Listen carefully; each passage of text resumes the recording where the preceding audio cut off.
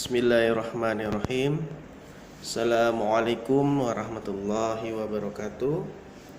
Hari ini kita membahas mengenai aliran-aliran dalam konsep ketuhanan.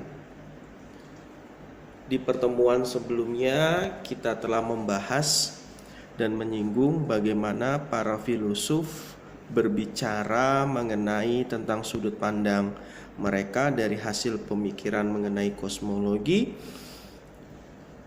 tentang alam semesta dan keteraturan di dalamnya, beserta para filosof juga berbicara mengenai Tuhan, zat yang maha ada, dan pembentukan serta pengaturan alam semesta itu sendiri.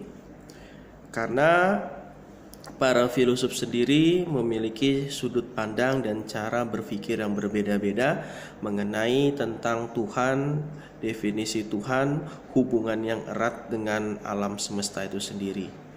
Kalau kita mengetahui dalam materi filsafat agama terdapat aliran-aliran kepercayaan yang berbicara mengenai ketuhanan, bagaimana mengungkapkan Tuhan itu dalam perspektif dia bersifat imanen atau di dalam atau transendental yang di luar dalam dirinya. Karena banyak sekali yang berbicara mengenai sudut pandang manusia tentang Tuhan, yakni dari berbagai aliran yang akan kita bahas pada pagi hari ini: teisme, deisme, dan panteisme.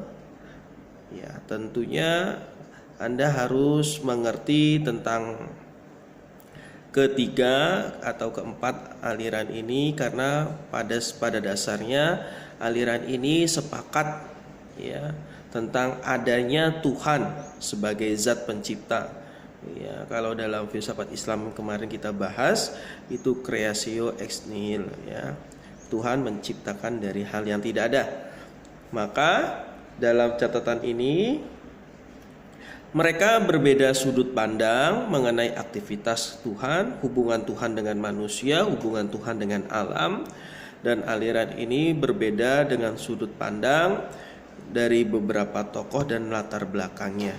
Mari kita bahas untuk menyingkat waktu. Yang pertama mengenai aliran deisme. Aliran deisme itu sendiri apa, Pak? Aliran deisme merupakan suatu paham aliran yang meyakini Tuhan jauh berada di luar alam semesta. Jadi kalau dalam catatan Bapak yang telah saya bagikan ketika itu, aliran deisme ini berbeda dengan aliran teisme. Ya. Kalau aliran teisme nanti akan kita bahas, Tuhan itu mengatur segala kebaikan yang ada di alam semesta. Tuhan selalu ada di dalam dunia, Tuhan ada selalu dalam kehidupan manusia, mengatur dalam kehidupan manusia. Tetapi aliran deisme berbeda, yakni Tuhan telah menciptakan alam semesta beserta hukum-hukumnya, termasuk hukum alam, kausalitas. Ya. Dengan analogi seperti apa? Dengan analogi seseorang yang membuat jam tangan dengan sistem jam tangan yang dibuat diserta muter arah waktunya.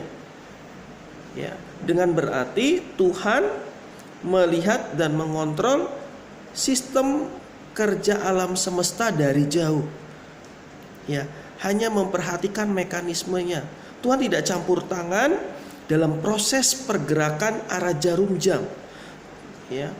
Dalam arti di sini bahwasanya dalam pemahaman aliran deisme, ya, seseorang yang menganut paham deisme, dia akan memandang suatu buku itu sebagai wahyu Tuhan. Al-Quran sebagai wahyu Tuhan, misalnya dalam pandangan orang yang meyakini deisme. Kalau sudut pandangnya orang yang meyakini agama sebagai keyakinannya. Tetapi dia tidak ikut serta dalam sembahyang, ya. Karena mereka berkeyakinan bahwasanya alam semesta itu berjalan dengan mekanisme yang Tuhan ciptakan. pada dasarnya seseorang yang berpemahaman deisme yang tidak mau menyembah kepada Tuhan karena Tuhan tidak hadir di dalam kehidupan. Ya. Jadi selain itu pemahaman aliran deisme sendiri berbicara mengenai menolak terhadap mukjizat-mukjizat yang berlawanan dengan hukum kausalitas, hukum alam yang terjadi di alam. Mereka menolak. Ya. Dalam pernyataannya dalam bukunya Profesor Amsal Bakhtiar yang saya berikan kepada Anda dalam catatan perkuliahan hari ini, ada 4 item ya dalam pemahaman aliran deisme. Tuhan tidak terlibat terhadap peraturan alam. Dia hanya menciptakan dan memprogramkan perjalanan sistematis, mekanistis alam ini sendiri. Dan apa yang terjadi dan apa yang akan terjadi setelah penciptaan, Tuhan tidak menghiraukan dalam aliran deisme. Yang kedua, Tuhan terlibat pada kejadian-kejadian yang terjadi pada dunia alam semesta, tetapi bukan mengenai tentang perbuatan moral manusia. Makanya di slide pertama kali yang telah Bapak bagikan, ya, eksistensi Tuhan, ya, itu berbicara tentang deisme. Ya, deisme, aliran deisme, ya, dia meyakini Tuhan ketika dia berada di pasar, ya, Tuhan tidak berada pada dalam kehidupannya. Apakah kebaikan yang akan dibelinya di pasar atau baik menurutnya atau buruknya, tidak mungkin dia akan bertanya pada Tuhan. Ataupun seseorang yang berada pada bilik suara ketika pemilihan umum, dia akan bertanya apakah Tuhan pasangan calon 1 ini akan terbaik atau pasangan yang nomor urut 2 itu yang terbaik. Ya, dalam arti di sini Tuhan mengatur, terlibat dalam kehidupan manusia tetapi tidak terlibat pada perbuatan moralitas manusia. Itu menurut dalam bukunya Profesor Amsal Bakhtiar. Yang ketiga, Tuhan mengatur alam semesta sekaligus memperhatikan perbuatan moral manusia. Artinya di sini wewenang Tuhan, ya, aturan Tuhan harus diikuti, harus dipahami oleh manusia agar tunduk aturan tersebut untuk diikutkan, agar keselarasan alam semesta ini terjadi. Yang keempat, menurut Profesor Amsal Bakhtiar, Tuhan mengatur alam dan mengharapkan manusia mematuhi hukum moral yang berasal dari alam. Nah, artinya pada pandangan ini bahwanya adanya kehidupan setelah mati, seseorang harus berbuat baik di dalam kehidupannya, bukan kesewenang-wenangan. Aliran yang kedua kan Bapak bahas, yakni aliran teisme. Apa sih Pak aliran teisme? Nah, kita sebagai umat beragama termasuk, ya, meyakini aliran teisme ini. Aliran teisme ini memandang Tuhan bersifat imanen dan transendental. Apa yang dikatakan Prof. Franz Magnisuseno, ya, Tuhan dia bersifat eksistensinya wujud secara imanen di dalam, dan Tuhan juga di luar jangkauan manusia yang bersifat transendental. Kalau kita menelisik dari pengertian paham teisme dulu, ya, apa sih paham teisme itu sendiri? Yang memandang Tuhan sebagai wujud pribadi, God as personal being, ya, wujud yang ada secara nyata, yang menciptakan, yang memelihara, yang mengatur, yang mengelola alam semesta ini, ya, menjaga keseimbangan alam semesta ini. Jadi dalam aliran teisme di sini memandang Tuhan bersifat imanen dan transendental. Dalam aliran teisme sudah jelas Tuhan dipandang sebagai sumber kebaikan yang mengelola alam semesta ini secara tegas dan lugas. Kehadiran Tuhan dalam kehidupan dalam pandangan teisme, aliran teisme. Maka yang saya tulis, ya, di dalam makalah paper hari ini, Tuhan sebagai personal good. Tuhannya personal manusia. Ya. Karena dalam hal ini keyakinan itu sulit dipertahankan dalam rumusan logika yang jelas. Karena dia bersifat keyakinan. Ya. Karena pada asumsi, pada realitasnya, manusia akan memandang apakah personalitas Tuhan itu benar-benar sama atau berbeda setiap individu. Kalau kita memandang Tuhan dalam realitas ya logika, dia akan terjebak pada ya semangat tasbih antropomorfisme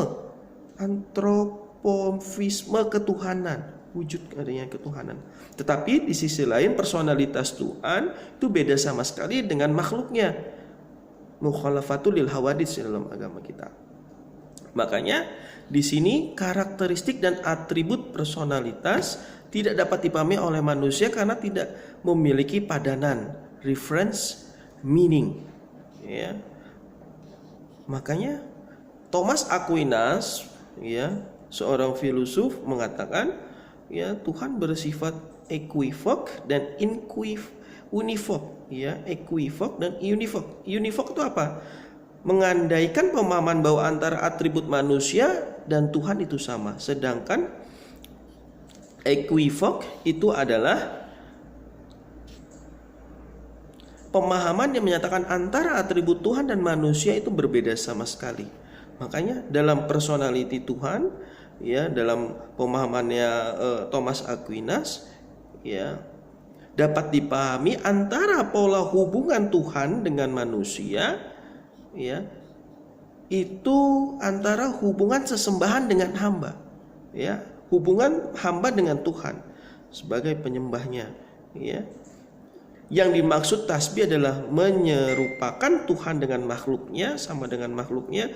Demikianlah persoalan personalitas Tuhan dengan sifat-sifatnya yang melekat pada Tuhan, sifat Rahman dan sifat Rahim. Ya, kebanyakan kalau kita meyakini orang beragama, kita pada tataran teisme. Ada juga aliran panteisme. Ya, panteisme terdiri dari tiga kata, padanan tiga kata. Pan itu artinya memiliki seluruh, theo itu Tuhan, isme itu aliran atau paham. Jadi yang dimaksud panteisme adalah paham bahwa seluruhnya Tuhan. Nah, seluruh alam semesta ini kehadiran Tuhan. Di mana-mana selalu adanya Tuhan. Di bagian dari Tuhan, alam semesta bagian dari Tuhan. Manusia tumbuh-tumbuhan dan alam semesta seluruh isinya itu adalah bagian dari Tuhan, tidak terlepas. Jadi aliran panteisme, Tuhan dalam kehidupan itu bersifat imanen, ya, nyata, ya. Dalam aliran panteisme, ya, yang saya katakan tadi, ya, pada tataran hukum alam termasuk itu adalah bagian dari Tuhan, ya. Tuhan dalam aliran panteisme banyak diadopsi oleh pemahaman fatalism, oleh pahamnya orangnya Jabariyah.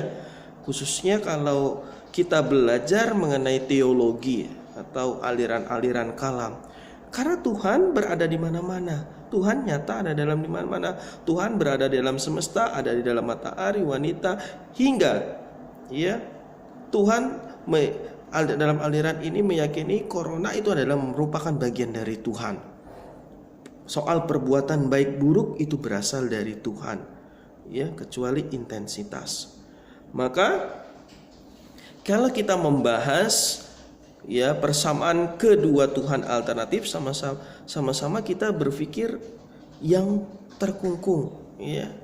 Mereka hanya meyakini di dalam hati, dalam aliran, ya, deisme, tapi Tuhan di sisi lain dia tidak bisa berkata apa-apa dalam tulisan saya, tidak bisa, ya, nyata, ya, dalam aliran deisme. Mereka hanya dikagumi dalam aliran deisme tadi di awal, hanya mengagumi kecerdasan kreatif, ya. Mungkin itu saja pertemuan kita hari ini. Kita bersama-sama membaca hamdalah. Alhamdulillahirabbil alamin. Wassalamualaikum warahmatullahi wabarakatuh.